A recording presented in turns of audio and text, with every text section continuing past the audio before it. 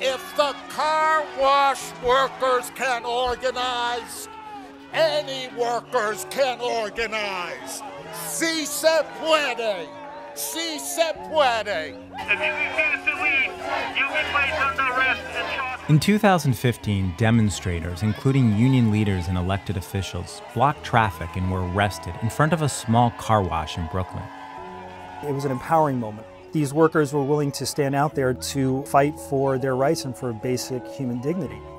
And that's something that you take with you for the rest of your life. And you have the ability to make change by coming together. And when you do that, sometimes you find that you've got some friends on your side. In the past 6 years, industries like car washes that employ low-skilled workers have been the target of lawsuits for alleged underpayment of wages. And they both engaged in rampant labor law violations. An ambitious unionization drive. Let's hear it for that! And a successful campaign to raise the minimum wage in New York to $15 per hour. We're gonna lead the way, the nation's gonna watch us, and we're gonna raise up this state. But here's what really happened. Instead of helping New York's low-wage workers, the movement is destroying their jobs. It's pushed some car washes to replace their employees with machines and others to close down. Increasingly, workers have no choice but to ply their trade out of illegal vans parked on the street, because the minimum wage has made it illegal for anyone to hire them at the going rate. At the same time, businesses that have chosen to automate are benefiting. Thank you so much for $15 an hour, the best thing that could happen to us. Because outlawing cheap labor makes it harder for new competitors to undercut them on price and service. This is an in-depth look at the real-world consequences when politicians interfere with a complex industry that they don't understand, enabled by media coverage that rarely questions their simplistic tale of exploited workers in need of protection. Protect against who? Protect what the king?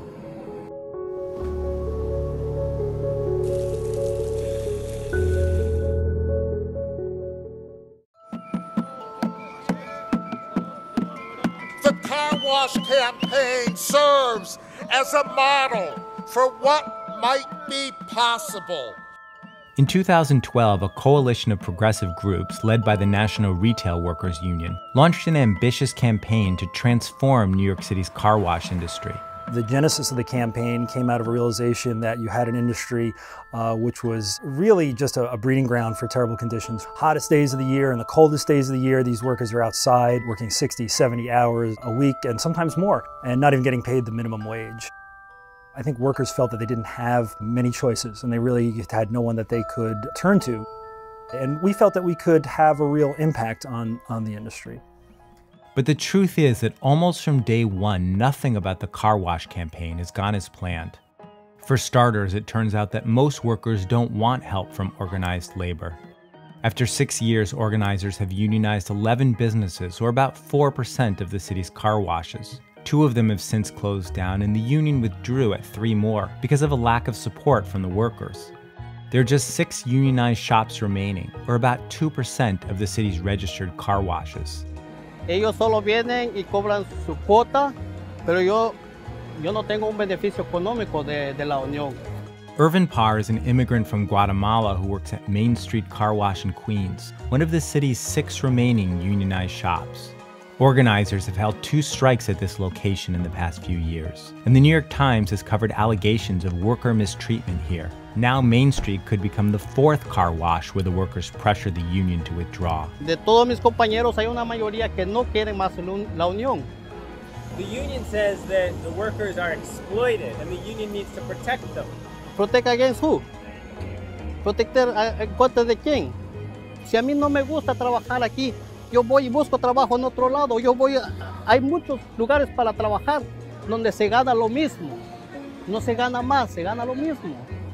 At this particular time, we represent the workers there, and we certainly hope that we'll be able to continue to do that. With the unionization drive floundering, the movement's leaders shifted their focus to getting the city and state to mandate change. The most significant government intervention championed by the union was an increase in the minimum wage to $15 per hour. New York is the progressive capital of the nation. We fight for fairness. We fight for justice. This move is upending the industry, but not in the way activists intended.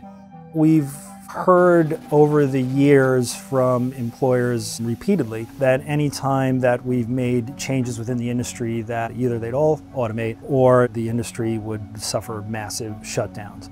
We haven't seen that happen to date. In reality, that's exactly what's happening. The $15 minimum wage is driving many New York car washes to replace men with machines, such as at this large operation in Queens that installed a new arch for hosing down vehicles, which will replace about 4 workers. Like many of the city's car washes, this one was designed at a time when manual labor costs less than installing and maintaining machinery. Labor was cheap. Yeah, real cheap. Amir Malki is a second-generation car wash builder. When he started in the industry in the 1980s, operators all over the city were actually dismantling machinery because rag, hose, and brush-wielding men did a better job for less. Today, it's reversing. Labor is expensive, and we need the proper equipment to clean so we don't have to use extra men. It's not just renovations. New fully automated car washes are opening up, such as this state-of-the-art outfit near JFK Airport, with electronic gates, a self-serve vacuum, and a single manager on site, making sure everything is running smoothly. Car wash owners are choosing to automate, even though it entails substantial risk. Take Best Auto Spa in Brooklyn, one of the city's premier hand washes, drawing clients who care deeply about the appearance of their cars and are willing to pay more for the human touch. The $15 minimum wage means that this business model is simply no longer viable, so Best Auto Spa is transforming from the equivalent of an artisanal bistro to becoming just another fast food joint. 2 years ago, the owner installed $200,000 worth of equipment, which allowed him to lay off 8 workers. Now he's facing another policy change that would further increase his labor costs. Employers are currently allowed to attribute a portion of the tips earned by their workers towards meeting the minimum wage requirement. New York State is seriously considering a proposal to eliminate the so-called tip credit. If that happens come January, the owner of Vegas Auto Spa says he'll have no choice but to give all these employees a pink slip and go fully automated. Then you have Wonder Bar, Church Avenue. You have new fully automated places opening up, like City Car Wash Express on Northern Boulevard in Staten Island. I could go on. What is your take on these examples, which I think do actually show a major trend towards automation? I get it if you go into a car wash and an owner has said, I've automated because of what's going on here, that it makes you think that it's like, part of a much broader story. I'm not saying it isn't the case, I'm just saying that it's like that might not necessarily be the case. It's true that not every car wash owner is willing to take on the risk and expense of automation. And there's another option.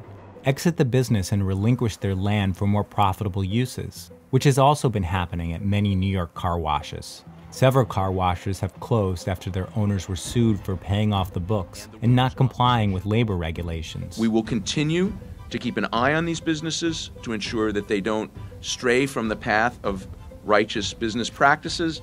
A lawsuit contributed to the closing of this car wash in Woodside, Queens, to this one in Harlem, and to this one in Upper Manhattan.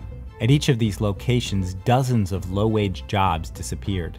Are workers really better off when the car wash that they work for closes down? Yeah, I don't agree with your assessment that these car washes are closing as a result of wage and hour lawsuits. That might not necessarily be the case. That may be how it's being characterized to you. Another unintended consequence is that for business owners who choose to stick it out and automate, the $15 minimum wage actually protects them from competition by making it harder for new car washes to open up. Solely from being a businessman, the increase in the minimum wage makes my business so much easier. The best thing that could happen to me, and I think to the industry. Jack Belinsky is the manager of a new car wash in Queens. It opened last year at the site of yet another labor-heavy operation that closed following a wage and hour lawsuit. The new owner converted it to a fully automated exterior-only car wash, meaning customers are left to vacuum the interiors of their own vehicles. Because we used to do the same thing with 25 people. Now I'm doing it with 2. By making cheap labor illegal, the $15 minimum wage made it possible for Belinsky to downgrade his service. Before, if I go exterior and my competition says, he went exterior and I'm still free service, I'll take all his customers. That never gave me a chance to go exterior. Right now, everybody is forced to go exterior because of this crazy law and the minimum wage $15 an hour. Now everybody, it evened out the field. The $15 minimum wage amounts to government prohibition of low-wage work, and yet just making something illegal won't stop able-bodied men with few alternatives from meeting a market demand for their services. These workers have few options and little power. They live in the shadows. The irony is that progressives have pushed car wash workers further into the shadows. Since legitimate car washes can no longer hire them, workers are going to the streets, where it's all cash, no taxes, no unions, no workers' comp, no insurance, and certainly no wage floors. La economía no ha llevado a esta situación a tener que trabajar lavando carros en la calle. Fausto, who asked to be identified by his first name only, is an illegal car wash worker. He's part of a 3-man operation washing cars on the curb out of a van for about $15 a pop. Los clientes nos prefieren a nosotros por esa situación, porque vienen con una manchita de la ave, de lo que sea, nosotros la quitamos. La máquina le pasa, si no la quitó, por ahí mismo tú te vas. He's lived in the U.S. for 19 years and still sends a portion of his earnings back to the Dominican Republic to help support his wife and children.